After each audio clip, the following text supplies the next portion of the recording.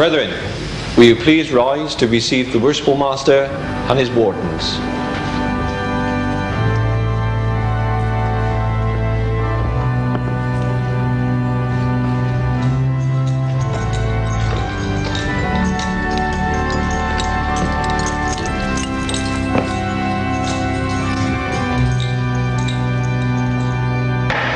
Why does somebody need to throw a rope round your neck or present you with a sharp blade to reinforce their obligation? Freemasonry is not and never has been a secret society. Freemasonry is an issue of public confidence, and that's why it's important and right and proper to now to say, let's sort this out.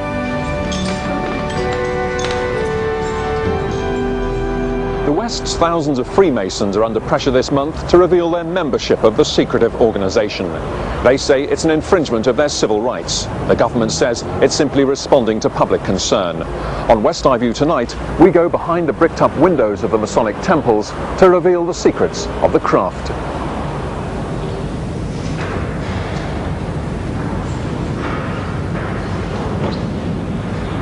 The Masonic province of Gloucestershire is based at Wootton-under-Edge. Richard Gillett, a retired bank official, administers an organisation of 4,500 members, grouped in 78 branches or lodges across the county. I'm trying to think of a headline. What about Freemasons back for charity? Would that do? Gloucestershire's Masons are the most publicity conscious in the West, where over 17,000 men are members of the craft or on the square. Come in, James. This is a typical lodge room, very similar to those in each of the 17 Masonic centres across the province of Gloucestershire, laid out in a pretty usual way. Okay. Shall we walk round? Yeah, by all means. What about the carpet here? It's very striking, a sort of black and white check. Within a Freemasons lodge, that checkered pavement reminds us constantly of the joys and sorrows, the light and dark of life itself. Okay, so who sits where then? I mean, who sits in the big chair? Well, we're coming up here to the Worshipful Master's chair. He will sit there. In front of him will be the volume of the Sacred Law, and to most Freemasons the volume of the Sacred Law would be the Bible. Who sits elsewhere? I mean, is another sort of pretty important part. Yes, well, they look very similar, don't they? But in a lodge, the Master is supported by his two wardens, the senior warden and the junior warden. The senior warden sits in the west, the junior warden sits in the south of the lodge. Right, and what's the piece of stone on the table? Well, we call that the ashlar, a piece of stone, just as it's taken from the quarry. So that reminds us that's how man enters onto this earth in this rough and ready state, and he's got to be turned into hopefully into the perfect man. Which is over here? Which is over there, because over here, in front of the senior warden, one of his symbols is the perfect or smooth ashlar. It reminds us of the journey through life that man and woman ought to be making to come in that rough and ready state to become more the perfect and rounded individual. There's an assumption among non-Masons that one joins Freemasonry either for privilege or promotion. It is a perception, which is a pity, because nothing could be further from the truth. In fact, on joining, a new member is required to acknowledge that he is not coming into Freemasonry to gain any personal advantage, will not use his membership to advantage, and in fact, if that happened, in our book of rules there are sanctions which could be applied, leading to expulsion. At Downend Masonic Hall, one of 17 across the province of Gloucestershire, we were allowed to film a lodge in session. Brethren, item 1 on the agenda is to confirm the minutes of our last regular meeting. Brother Secretary. The minutes of our last regular meeting have been circulated. Our request to film a Masonic initiation ritual was rejected. We were told our presence would spoil the mystery of the occasion. While keen to refute the notion that it's a secret society, Freemasonry nonetheless wanted to maintain its secrets. Brother Deacon. We were, however, allowed to film the Master of Lidda, the province's newest lodge, reading out to a new member what's expected of him by his brothers once he's been through the initiation ritual. Brother John, as you have passed through the ceremony of your initiation, let me congratulate you on being admitted a member of our ancient and honourable institution. Ancient, no doubt. Given Freemasonry's vehement insistence that it is not a secret society, nor has anything to hide, the Master then says something which might strike the viewer as contradictory. Still, as a Freemason, there are other excellences of character to which your attention may be peculiarly and forcibly directed. Secrecy consists of an inviolable adherence to the obligations you have entered into, never improperly to disclose any of those Masonic secrets which have now been, or may at any future period be entrusted to your keeping, and to cautiously avoid any occasion which may inadvertently lead you to do so. Brother John, congratulations once again on becoming a Mason. The Brother Deacon will now show you to your seat in the northeast part of the lodge. Well done. The Master is supposed to show the new Mason secret signs, allowing him to recognise his brothers. With our camera rolling, however, he wasn't prepared to do so. You don't see any discrepancy there between saying we're not a secret society, but we do want to have some secrets. I mean, they are secrets, aren't they? Well, do you call your PIN number secret? Well, I hope it's secret. Well, so what is wrong with it being secret? I mean, what is... I don't understand why you are almost inferring that secrecy is wrong. I'm wondering how you can both be not a secret society and maintain privacy. Well, we're not a secret society, but we do like privacy.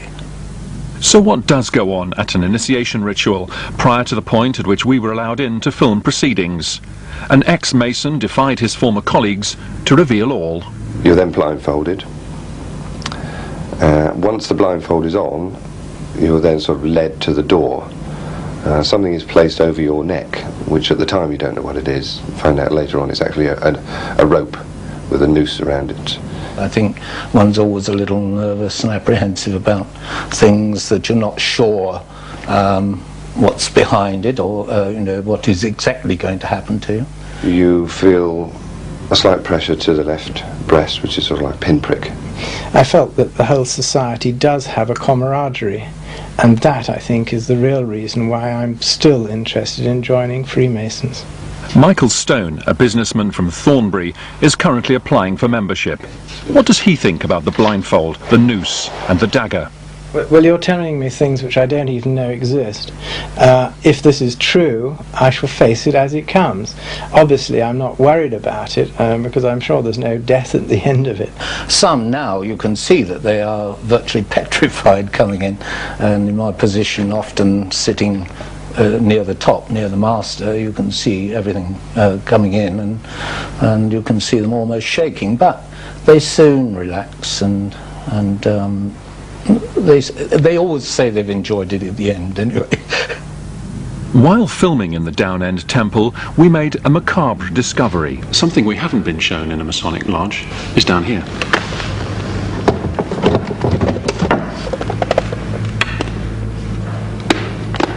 What part these play in the ceremony, we don't know. We certainly haven't been told. What role do skulls and crossbones play in your ritual?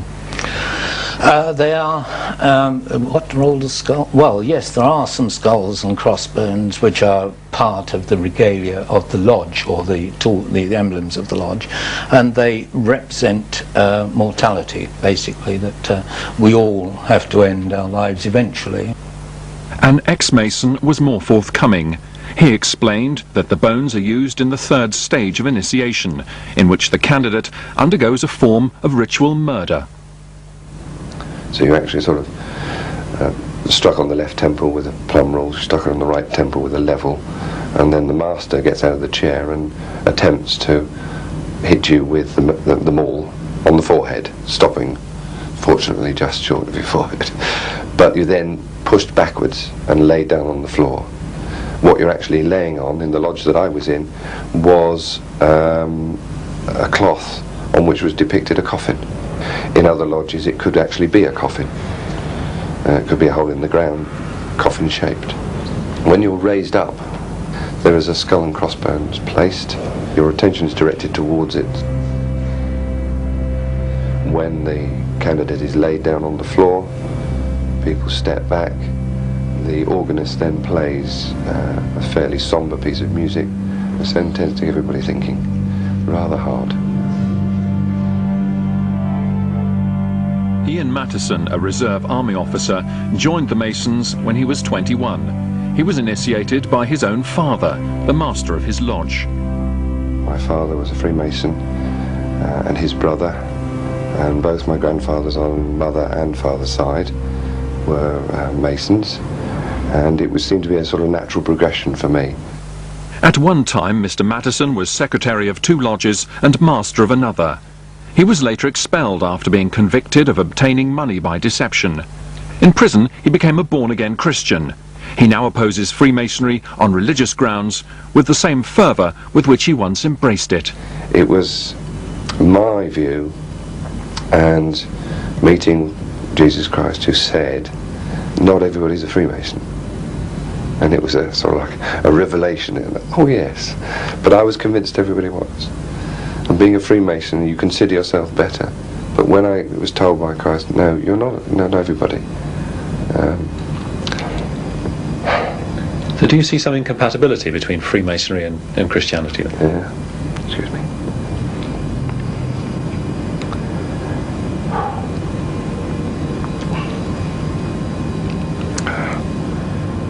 So use your tissues.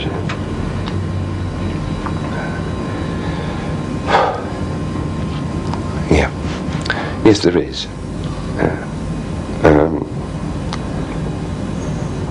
Having read through, became a Christian and showed there is complete incompatibility. Jesus Christ actually said he is the way, the truth and life. Nobody else is. No book, no Masonic ritual, nothing. He is. And a Christian follows Christ. Freemasonry and religion make for uneasy bedfellows. Masons are required to believe in a creator God, whether Christian, Muslim, Jewish, or from any other religion. But the fact that they give him their own name, the Great Architect, or sometimes Yarbulon, has made the churches suspicious. Pointing to the fact that Masons swear oaths and perform quasi-religious rituals in temples, church leaders have questioned whether Freemasonry, rather than supporting the mainstream churches, is rather a religious cult in itself. The Catholics are the Masons' most vocal opponents. The Pope's position is that Masonic principles are irreconcilable with the doctrine of the Church. Accordingly, membership is forbidden. While the faithful who enroll in Masonic associations are in a grave state of sin and may not receive Holy Communion. The Church of England is equivocal. A working party was split between Anglican Masons and non-Masons. The former acknowledged the clear difficulties to be faced by Christians who are Freemasons, while the non-Masons saw a number of very fundamental reasons to question the compatibility of Freemasonry with Christianity. However, Gloucestershire's Masons are invited to hold an annual service at Gloucester's Anglican Cathedral. We must remember that many very prominent theologians have been members of the Masonic Order, including an Archbishop of Canterbury, Fisher, of course, many other bishops, the present Archbishop of the West Indies, the Primate of all Canada. Let us pray. A prayer for our nation. Bless, O Lord, we beseech Thee, our Queen and But if one follows God's word already, what more can Freemasonry offer?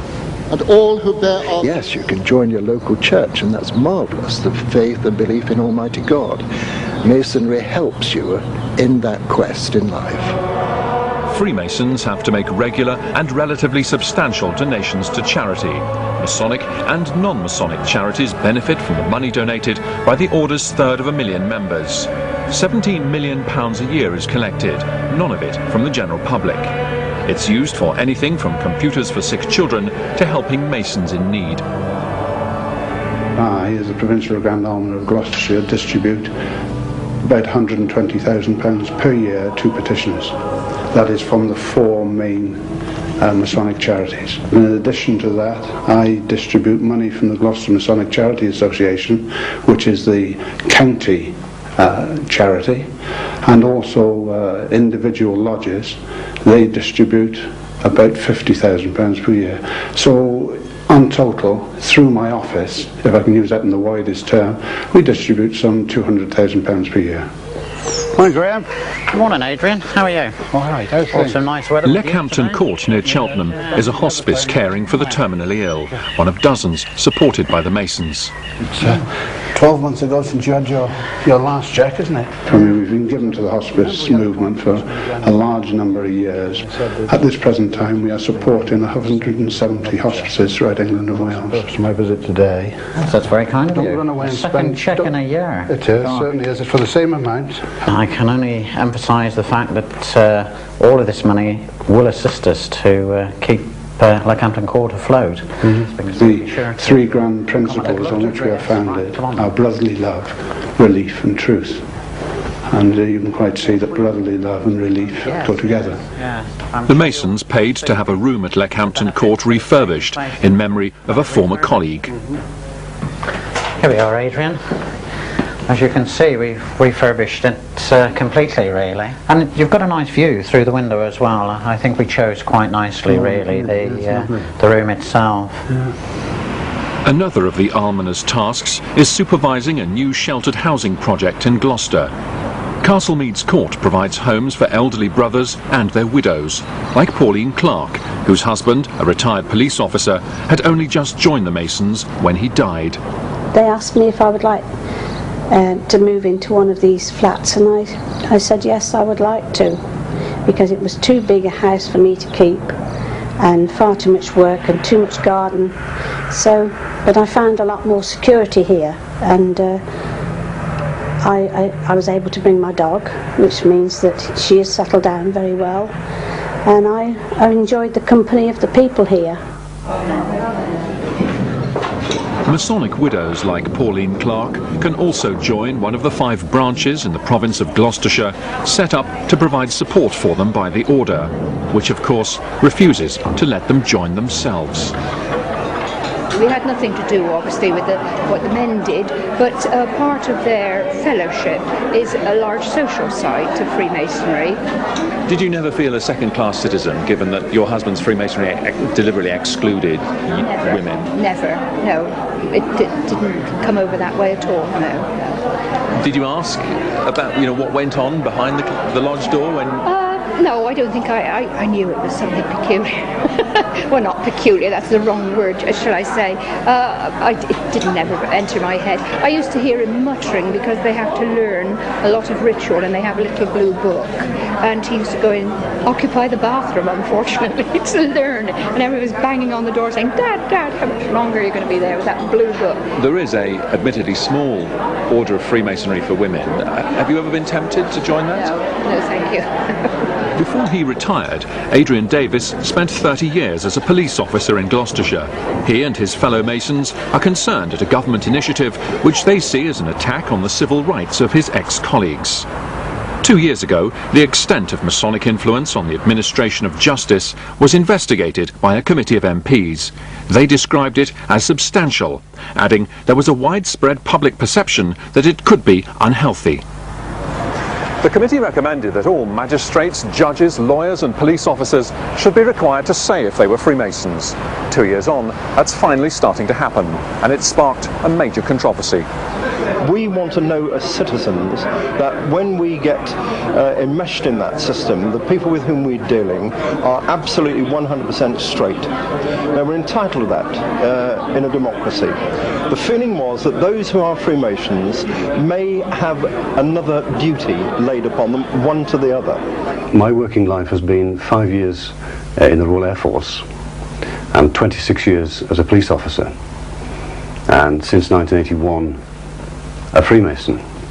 And in all that time I've never once thought there was any conflict between the two, and I assure you that if I did, then I would resign as a Freemason. The only police force in the West to have a register up and running is Avon and Somerset. But Chris Maiden's 4,500 colleagues have hardly queued to sign. Just 10% have done so, of whom just 5 have admitted to being Masons. This month, the Gloucestershire force finally gets round to asking its 1,500 officers and civilian staff to say whether or not they're Freemasons. The register won't be made available to the public, and in any case, if officers here follow the example of colleagues elsewhere in the West, so few will bother to register that it'll be impossible to draw any conclusions about the numbers of Masons in blue. Gloucestershire's officers, who have until next week to return their questionnaires, are among the last in the country to be asked to sign. Dorset Police have yet to act, while the Wiltshire force has just completed its survey, although, unlike Gloucestershire, it won't comment publicly. The Freemasons themselves are screaming that this is invasion of their civil liberties, and that you're not asking members of rugby clubs or choirs or potholing associations to list their membership. Why concentrate on Freemasons? It's probably time to nail this one way or the other for good and all. And that's not an issue when it comes to being a member of potholing or musical societies or rugby clubs or anything like that. These are not issues of public confidence, whereas Freemasonry is an issue of public confidence. A year ago, the West's magistrates and judges were asked if they were Freemasons. West Eye View has done its own survey of the benches in Gloucestershire, Somerset, Dorset, Wiltshire and the former county of Avon. The result shows JPs just as unwilling as police officers to sign up voluntarily. Of nearly 2,000 magistrates in the West, 87 said they were Freemasons, 30 of them in Dorset alone. But more than 300 refused to say either way. As a result, say MPs, registration may be compulsory. I do ask them to consider the sensitive roles which they play in our society by having a hand in the criminal justice system. I mean, if we don't get a better response to the building up of the voluntary register, I think the committee inevitably has got to look at whether we should go to the Home Secretary and say, look, we want you to put this into law and make it mandatory. A Freemason serving on the Gloucester bench, ironically he's also a long-standing member of the Labour Party, says the justice system is going to be the poorer, because Freemasons won't want to become magistrates. People, if they want to make a contribution as a lay magistrate, they've been probed so closely and so deeply, they will probably just walk away and say, well, I don't want to do this. Brethren, will you please rise? The government is to make a statement this autumn about the effectiveness so far of the voluntary registers. Given that hundreds of people, many of whom may be Masons, have refused to sign up, ministers will be under pressure to make registration compulsory and to make the lists publicly available. Registration is also expected to be extended to prison and probation officers. While pressure will also mount for members of the armed forces, who've quietly been advised for the past 2 years not to join Masonry, to reveal their membership. If the Freemasons have got nothing to hide, and because of the sensitive positions which many of them hold in the criminal justice system, then what on earth is the argument against declaring that membership? Why are we being singled out as an organisation, a lawful and law-abiding body, to have our members registered in this way? The Freemasons' dilemma is that resistance to registration may simply fuel the belief that a self-help organisation which insists on maintaining its privacy may have something to hide.